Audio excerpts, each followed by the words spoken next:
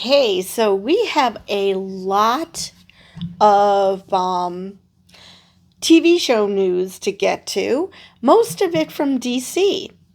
Now, before I get to the main thing I wanted to talk about, we have quite a few DC related animated projects that have been greenlit. Whether it's anything comes of it is a different story. Um, but there's going to be a Starfire animated show, My Adventures with Green Lantern, which I assume will be similar to My Adventures with Superman. So I'm gonna say Elseworlds for that one. Starfire, dunno. But My Adventures with Superman doesn't sound like it's a part of the DCU, so I'm going to say Elseworlds. And a animated show called DC Superpowers. So God only knows what that is about. I don't know if that's going to be Super Pets or more of a documentary about superheroes, or what is it going to entail. But they also announced that Wonder Woman is returning. They are currently writing a script for that movie. We have no details of cast. I assume that, since they're in the middle of writing the script, that, of course, they're not going to have a cast lined up until after the fact. So they have something to screen test with. So yeah, it's going to be interesting to see who they're going to cast as their new Wonder Woman, especially since it seems like initially they were going to cool it with Wonder Woman. That's why the Paradise Lost show was going to air. And I assume it's still going to happen. I haven't heard much about it lately. So I don't know if James Gunn changed his mind or if this was the plan all along. Anyway, the project that has been mentioned today at Annecy, the film festival there, is that there's going to be a Mr. Miracle animated show, which I'm excited about. I love Mr. Miracle. I do like the New Gods in general. Specifically Orion and Mr. Miracle. But I always loved Mr. Miracle. I think I actually might have had a crush on him when I was a kid. But anyway, so we have a synopsis for the Mr. Miracle show. No prison can hold him. No trap can contain him. He is scot-free, the worldwide celebrity sensation known as Mr. Miracle, and he is the greatest escape artist who ever lived. But can he pull off the ultimate trick and escape death itself? So let's continue. It said synopsis, but that was the log line. Something has gone horribly wrong with the perfect life that Scott and his warrior wife, Big Barda, had built for themselves on Earth. With war raging between their homeworlds of Apocalypse and New Genesis, and anyone familiar with the New Gods would say, and what's the big news here? Scott's cruel adoptive father, Darkseid, seems to have finally captured the anti-life equation, the ultimate weapon that will give Darkseid total dominance over the universe. Now, before I continue, for those who are not familiar with the New Gods, In order to have a truce between New Genesis and Apocalypse, the Dark Side and oh crap, I'm blanking on the leader of New Genesis. Ugh. Well, anyway, they decide to swap sons. So Darkseid raised Scott free, and Orion was raised on New Genesis. So, and to show you how people tend to lean good, that leaning evil is the weird thing. Orion, even though he is the son of Darkseid, he ends up being good. He helps out the new gods of New Genesis.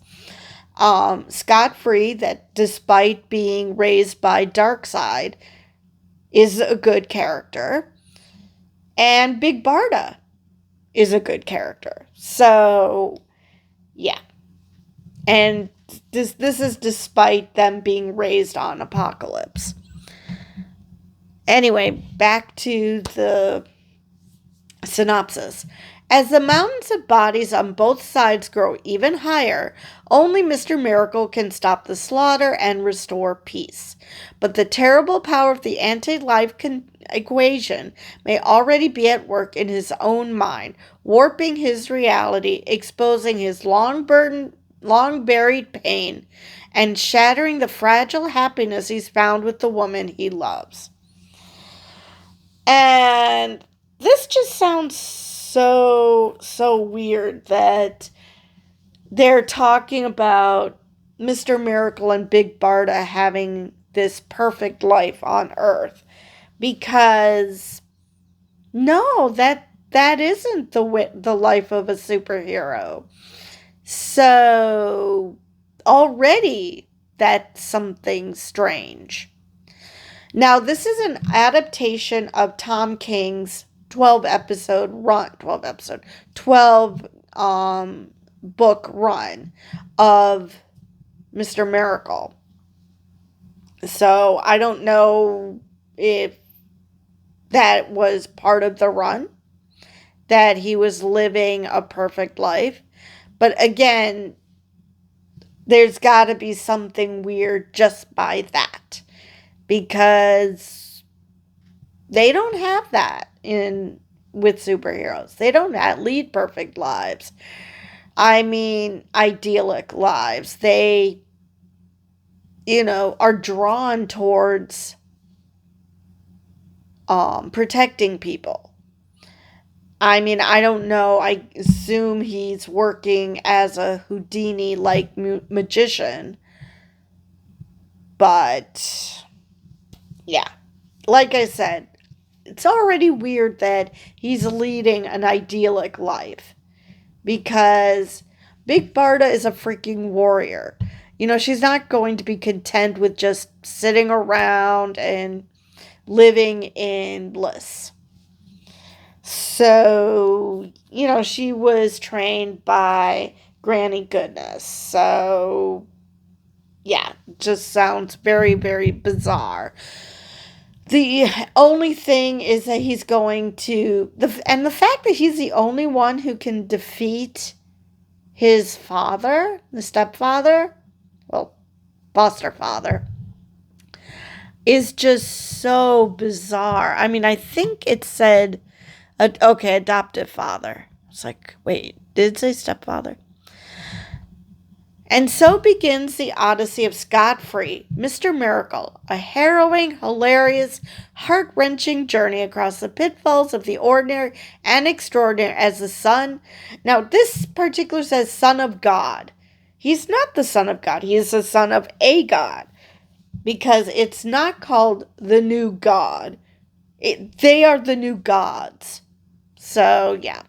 Raised by the devil. Yeah, that checks out. Tries to save his family, his world, and maybe even himself. So, yeah. this is going to be very, very interesting. Now, we don't have a cast, a voice cast yet for this. We don't even know if this is going to be within the DCU or if this is an Elseworld story, because this wasn't announced by James Gunn or Peter Safran. This was announced at Annecy, so, which is a film festival. So that makes me lean towards this is an Elseworld story. But I'm still curious, because if this story, if this show ends up being, really good and people really resonate with it, it could turn into, if not brought into canon per se, that whoever they bring in to voice Big Barda or Scott Free could end up transitioning to the DCU proper. And then, of course, the way James Gunn has it, that if you voice your character, you're also going to be playing them in live action. So yeah, I'm very curious as to who the voice cast is going to be and when we're going to find that out. So that is all I have as far as DC is concerned. So the other big news that we got is Star Trek Strange New Worlds. And the big news is that it's going to end its final run. It's been renewed for a final 5th season. It's already been renewed for the 4th. That had already been announced. I don't know when, but it had already been announced.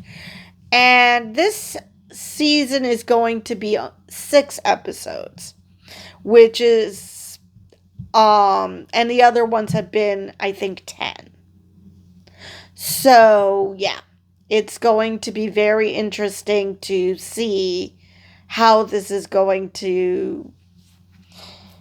I think that Lower Decks has also been canceled. That it aired its final season. So now I'm unsure if they aired the 5th season already, or if they just finished production on the 5th season, which is the final season for Lower Decks as well. As you can tell, I do not watch either show. I was interested in Strange New Worlds until it became obvious that there were sparks flying between Spock and Number One. And I was just, nope, just nope.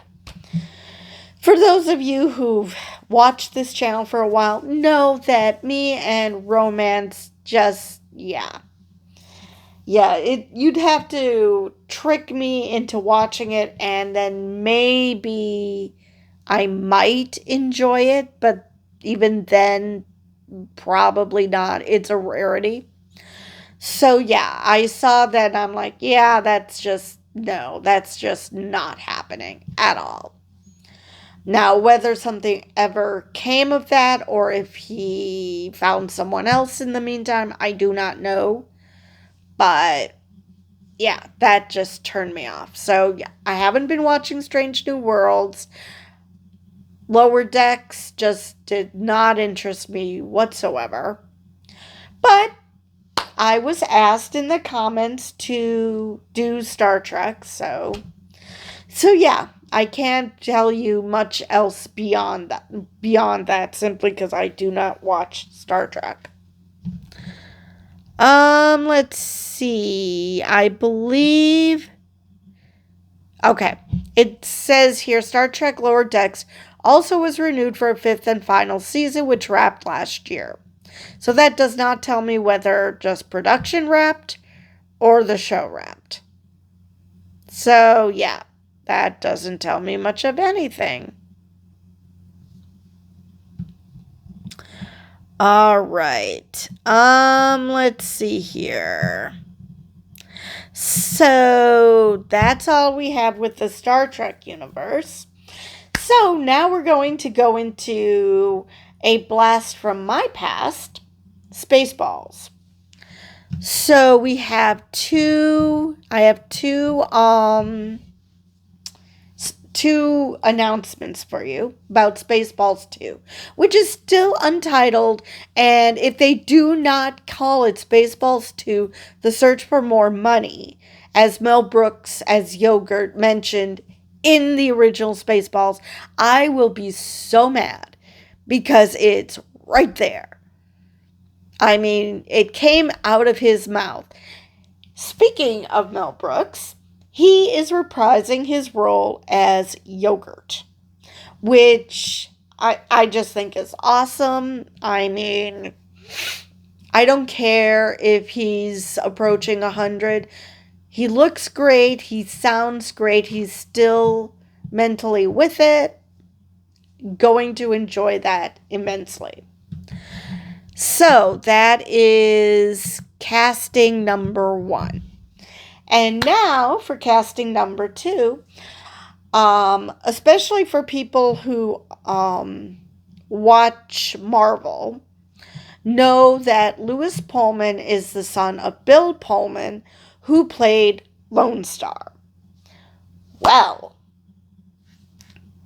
not only is Lone Star coming back, Bill Pullman is coming back as Lone Star for Spaceballs 2. Lewis Pullman is going to be in the show, in the movie as well. And I will read you what the Hollywood Reporter has been told. Sources tell the Hollywood Reporter that Lewis Pullman will play a character named Starburst.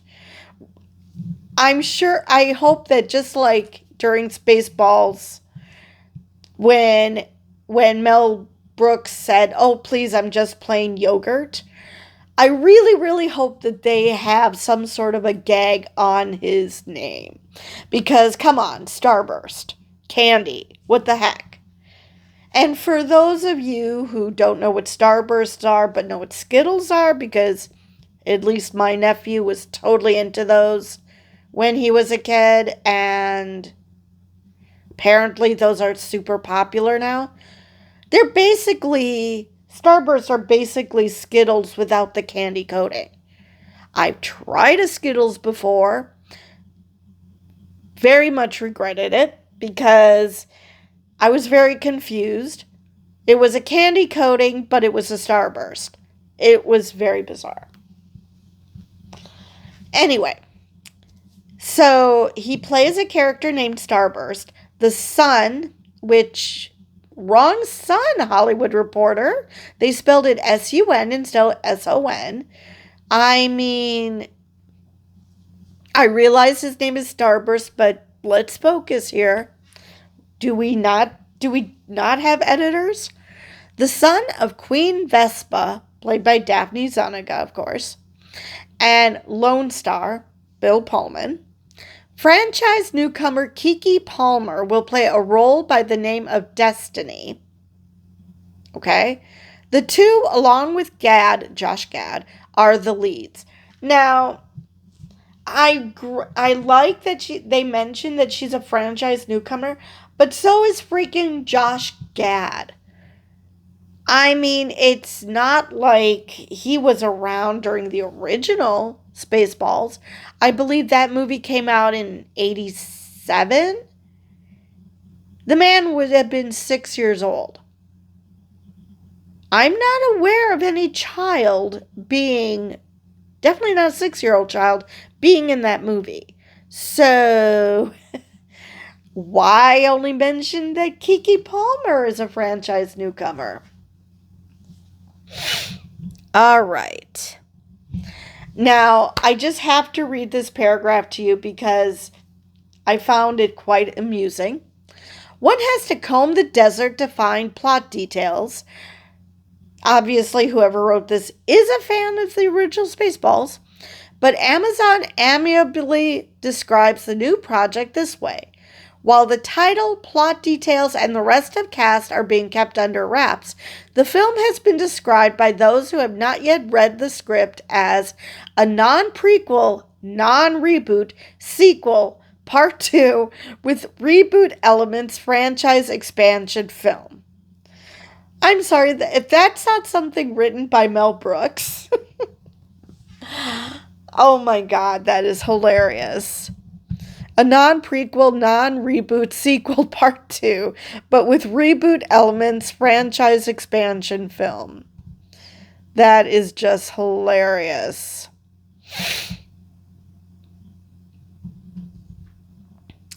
All right.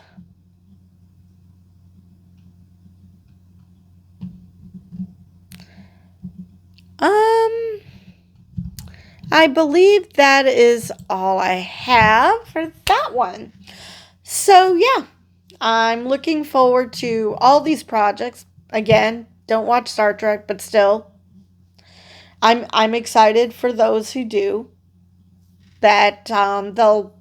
I mean, I'm excited that I have Star Trek news to give to people, but bummed that I'm asked to do Star Trek at the time when they're basically closing everything down, which not great. Not great at all, but anyway, I'm going to quit rambling, and with that, I will see you guys in the next video.